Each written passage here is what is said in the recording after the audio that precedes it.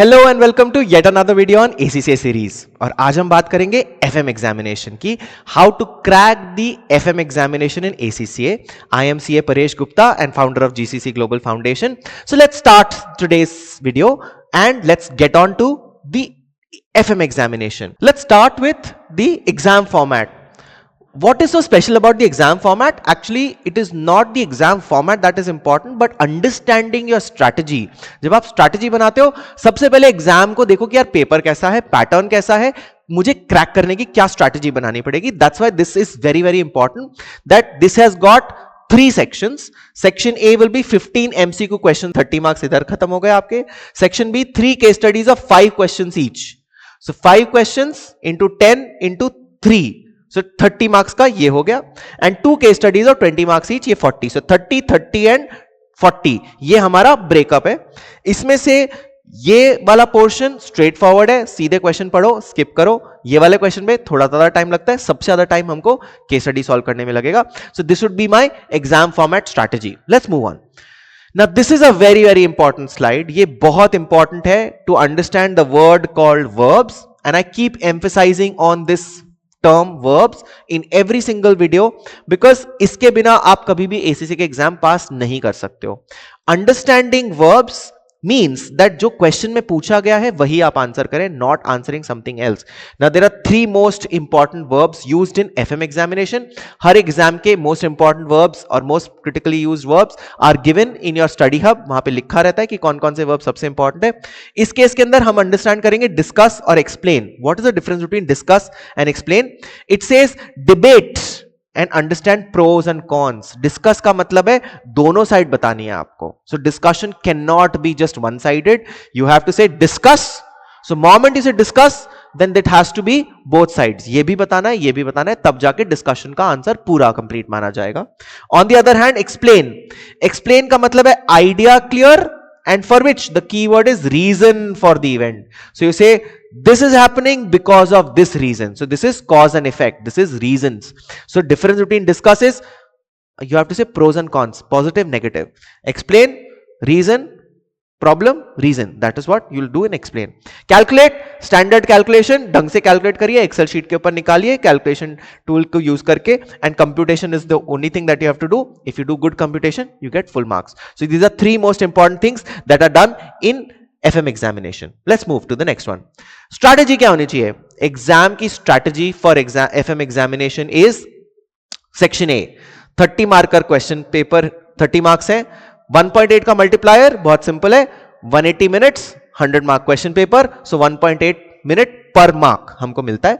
सो suggested timeline 54 minute बनते हैं 1.8 के मल्टीप्लायर से. बट मेरा रिकमेंडेशन है इस सेक्शन पे आप कम टाइम स्पेंड करें और ज्यादा नंबर स्कोर करने की कोशिश करें. या तो आता है या तो नहीं आता है. रीड एंड स्किप स्ट्रैटेजी लगानी पड़ेगी. So you read the question, you know the answer, do it. Don't know the answer, move on. Do not try to spend too much time on this. Flag कर सकते हो आप exam के अंदर, flag the question, वापस आकर के देखेंगे क्या करना है. सेक्शन बी थोड़ा सा केस स्टडी पढ़ने में टाइम लगेगा. सो ऑलमोस्ट 1.8 के मल्टीप्लायर के बराबर का टाइम मैं आपको दूंगा and you can do 50 minutes for the case study question. सबसे ज्यादा इंपॉर्टेंट सेक्शन होगा सेक्शन सी, जो 40 मार्कर है, बड़ा होता है, 2 डिटेल्ड क्वेश्चंस होते हैं. इन दोनों क्वेश्चंस को आपको ढंग से सॉल्व करना पड़ेगा. उसके लिए I would give you 80 minutes. Read carefully, answer carefully, and that's most important. साथ में 10 मिनट्स का फिलर टाइम या रिव्यू टाइम जो आप बफर टाइम के जैसे यूज कर सकते हो. And that's exactly what should be my time strategy. Time करके रखो, घड़ी को यूज करना सबसे इंपॉर्टेंट है एसीसी के एग्जाम्स के अंदर. Let's move on. ना सिलेबस प्रायोरिटी, ये आपका पूरा सिलेबस चार्ट है. सबसे ज्यादा फोकस, सबसे ज्यादा क्वेश्चंस की प्रैक्टिस कौन से वाले क्वेश्चंस की करनी है. सो मेरा आंसर होगा इसके अंदर सबसे important section is investment appraisal. ये मेरी टॉप प्रायोरिटी बनती है. इसके ऊपर सबसे ज्यादा क्वेश्चंस आएंगे. इससे सारे सेक्शंस के अंदर इसके क्वेश्चंस, इससे रेलेवेंट क्वेश्चंस पूछे जाएंगे. इसको आप कलेक्टिवली ढंग से पढ़ें. My second most important part will be business finance and business valuations. ये कलेक्टिवली एक सेकंड प्रायोरिटी सेक्शन बनता है. ये इसके साथ ही पढ़ा जाएगा. इन्वेस्टमेंट अप्रेजल से काफी कनेक्टेड है, कोरिलेटेड है. सो इसको आप साथ में पढ़िए. Number 3 would be working capital. इसके ऊपर एक क्वेश्चन जरूर से आता ही आता है. यूजुअली एक बड़ा क्वेश्चन आता है, नहीं तो एक केस स्टडी बेस्ड क्वेश्चन तो 100% आएगा. सो 90% केस में you are getting 1 question here, 1 question here. यही एक स्टैंडर्ड फॉर्मेट आज तक मैंने देखा है. So this is what is important. My 4th priority will be risk management. This would be my 5th priority. and this would be my 6 priority and this is standard employability and technology skills. ये आपको standard तरीके से पढ़ना है। तो इसमें जो सबसे इंपॉर्टेंट चीज है पढ़ने की, वो सब कुछ इस सेक्शन के अंदर आता है। If you study this well, you are cracking your paper fairly well. Let's move on to the next slide. Target setting. Target setting क्या करनी है? So if you get 20 20 20 in each of this section, you get a 60, but first वाले में 20 out of 30, second वाले में 20 माने 2 case studies right, and third में 50% pass marks जो हमको स्टैंडर्ड वैसे भी चाहिए। सो इमेजिन सबसे ज्यादा डिफिकल्टी लगेगी इसको करने में, और फिर भी हम टारगेट करें केवल 20%, 20 marks which is 50% of the marks. ये दोनों में आपने अगर ढंग से स्कोर कर लिया, MCQs are easy to get good marks on, so आप स्किप एंड कैलकुलेट करने की स्ट्रैटेजी लगाइए, पढ़िए, स्किप करिए, क्वेश्चन सॉल्व करते जाइए। 20 out of 30 you can score very much. Section B again get 2 case studies, 3 case studies आ रही है, उसमें से 2 केस स्टडीज अगर आपने फुल राइट कर ली, you get a full 20 marker. And section C में टाइम भी ज्यादा लगेगा और कोई गारंटी नहीं है कि आपका आंसर सही जाएगा, तो इसलिए मैं उसको डिफिकल्ट जोन में रखता हूं। And that should be a good strategy to score at least a minimum 50, ultimately 50 ही नंबर चाहिए। उसको इस तरह से स्ट्रैटेजाइज करो, ज्यादा अच्छे नंबर आएंगे। Let's move on.